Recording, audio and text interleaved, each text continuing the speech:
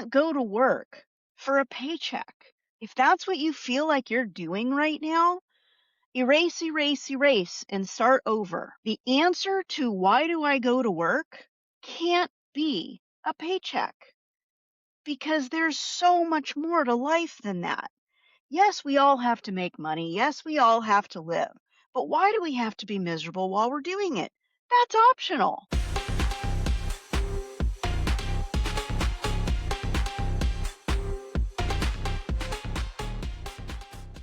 Good morning and welcome to the Management Under Construction podcast. I'm your host, Dee Davis. Thank you so much for joining us today. Today, I want to talk to you about finding your why. Why do you go to work? Why are you in this industry? What is it that drew you into the construction or engineering industry? Finding your why is one of the most powerful things I have ever done in my life. I went to a seminar at University of San Diego, I believe it was, years ago. I was running a project, probably multiple projects knowing me, and I was struggling with why I was doing this. I was working 60, 70, 80 hours a week. I was exhausted, and I wasn't really sure if this was the path that I wanted to continue on. So I went to a seminar that they had. It was like a workshop, a 1-day workshop that they had on campus. And it was about finding your why. And it wasn't work specific, it was just looking inward and figuring out why you do what you do. What is it that motivates you to get out of bed? What is it that motivates you to go to work and do what it is that you do? What is it that makes you who you are and gives you your passion and your flair for life? So it was an interesting day, and I really left there realizing that I had a why, and it wasn't what I thought it was. You can't go to work for a paycheck. If that's what you feel like you're doing right now, erase, erase, erase, and start over. The answer to why do I go to work can't be a paycheck because there's so much more to life than that. Yes, we all have to make money. Yes, we all have to live. But why do we have to be miserable while we're doing it? That's optional. We can choose to be miserable and hate our jobs and slog through it every day for the next 30 or 40 years. I see people griping about this stuff on social media all the time. Why can't they pay us more? And why do we have to go to work until we die? You don't. You absolutely don't. But nobody owes you anything. You owe it to yourself to figure out what motivates you, what drives you, what is going to spark that passion inside of you to make you want to do what you do. So I went to this seminar, and I got to tell you, my why surprised me.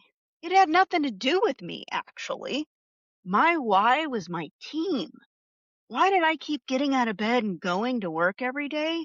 Because I loved the people that I worked with. I would jump into traffic for those people. That's not the answer I thought I was going to find. I thought I was going to find an answer something like, I really love to build things. It makes me feel good to be able to drive by a building and go, I participated in that. We all claim we did that. Of course, all of us together did that. But name a construction person that doesn't take their family on some boring drive going, that one, that one, that one, I did that one, that one. We all do it.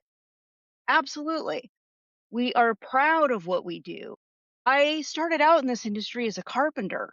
I love to create things with my hands, and I have no artistic ability whatsoever. So I can't draw, I can't paint, I can't do any of that kind of creativity. So I build stuff and I do it mostly in my head. I do it with my brains more than my body anymore. But the act of creating something that is going to be there long after I'm gone, that's going to help people and serve people or create medicine that helps people and cures people, that's huge. And I think my why has shifted over time because, yes, it's people that I work with and the team that I had at that moment. That was my why at that moment. But your why can change over time. We discussed this with our guest, Jeff Klubeck, a while back. That why can change. Why did I become self-employed at one point, once upon a time? Well, I didn't know exactly then, but come to find out, it was because I had a whole lot of other whys in my life that needed me to have that flexibility. And it gave me exactly that.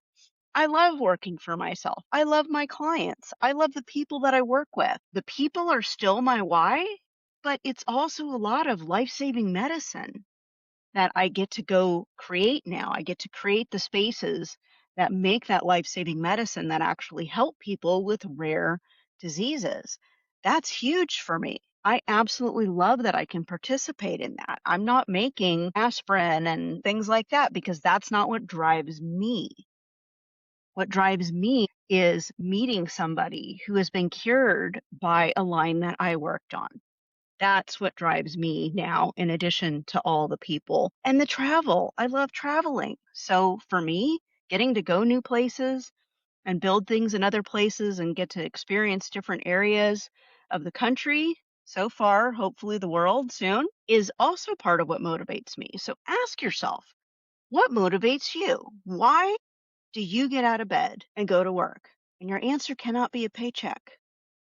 You have to dig deeper. Why is that paycheck important to you? And that's how you arrive at is you keep digging. Well, the paycheck's important to you maybe because you have a family to support. Okay, why is that important to you?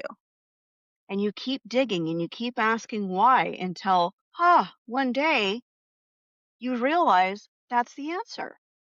Because maybe for you, it's you take a lot of pride in supporting and taking care of your family and you feel like that's your job. Great. That's a good why. Make sure you're doing something you love while you're doing it.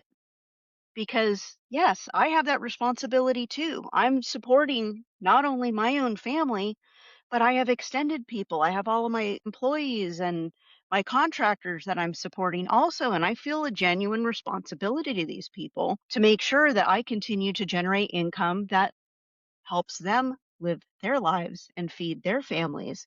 That's of tremendous importance to me. What is your why? Why do you get out of bed? Why do you put that tool belt on? Why do you go to work and put up with all these people that are grumpy pains in the butts all the time? Why do you get up at 4 in the morning and drive an hour to work? Because only crazy people do that these days, right? Everybody wants to work from home and everybody wants all that cozy, comfy stuff, and I get it. But I still look forward to going to work every morning. I still look forward to driving to the job. Fortunately, it's a short one right now. I still look forward to coming in the trailer in the morning and saying, "Good morning, everybody. How you doing?" And seeing everybody's smiles. I like that aspect of it. What is your why? You are responsible for your happiness. Only you are responsible for that. And you only get one shot at this. You get one life to live. So, how much time are you going to spend complaining and blaming and griping about the drive and griping about the people and griping about the work and griping about this person and that person and all this other stuff? Or are you going to go to work and choose to be happy and live your why every single day? I hope that you do. I know I certainly do. And we got to take responsibility for our own actions and our own choices. So if you're not in the right place, if you're getting up and you're going to work every day and you're thinking, this sucks, I hate it, do something else. Do something else. There are a million options out there. This is America, and the listeners from other countries mostly have choices too. You can go do anything you want. If you are not happy in what you're doing, for the love of God, figure out what your why is. Figure out what makes you happy and go do that. Thanks for joining us. We'll see you next time. This episode was sponsored by Davis Consulting Management Group, serving the life science industry with owner's representation, construction management, and subject matter experts across the United States.